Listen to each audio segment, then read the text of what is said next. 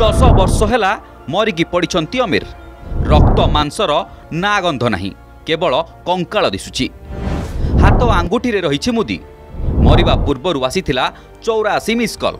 Nokia phone ଦେଲା କଙ୍କାଳର ପରିଚୟ। ହାଇଦ୍ରାବାଦ ନାମପଲ୍ଲୀର ଘଟଣା। ଏକ ଭଙ୍ଗା ଘରେ ପଡ଼ିଗଲା ପିଲାଙ୍କ ବଲ୍। ତାକୁ ଆଣିବାକୁ ଯାଇଥିଲେ କିଛି ଛୁଆ। ସେଠି ଦେଖିଲେ ଏକ କଙ୍କାଳ ମୁହଁ ମାଡ଼ି ପଡ଼ିଛି। ସଙ୍ଗେ ସଙ୍ଗେ ପୁଲିସକୁ ଦେଲେ ସୂଚନା। पुलिस आसिबा परे जो सूचना देला ताहा समस्तंकु आश्चर्य करिछि। कंकाळटी दिने कि 2 दिन नुहे, प्राय 10 वर्ष हेब एमिति पड़िछि। रक्त मांस तो नाही, एमिति कि हाड़ भी नष्ट हेबाकु बसिलानी। ए कंकाळ काहार बोली बुझु बुझु जना पड़िला एहा आमिर खानकर, जे कि एठारे 10 वर्ष पूर्वरु एका रहुथिले।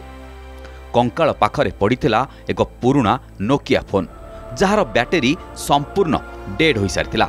सेई फोन को सजाड़िबा परे जना पड़िथिला 2015 रे तांको पाखकु आसीथिला 84 मिस कॉल।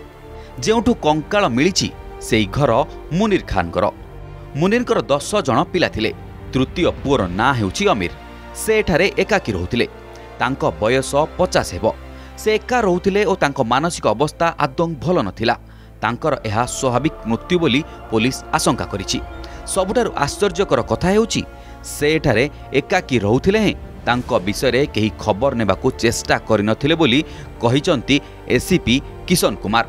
घर भितरु नोकिया फोन व्यतीत तकिया तळु किछि अचल टंका मध्य मिलिछि। एथिरु स्पष्ट हेउछि 2016 विमुद्राकरण पूर्वरु व्यक्तिंकर मृत्यु होइछि। उक्त अंचल रे थिबा किछि दुकानरु अमीरकर सान भाई सादाब भड़ा संग्रह करंती। कंकाଳରେ थिबा मुदीकू से तांको भाईंकर बोली चिन्हि पारिछंती। तथापि पुलिस और फोरेंसिक टीम मिलित भावे घटनार तदंत करुछंती। Bureau report, Argus digital.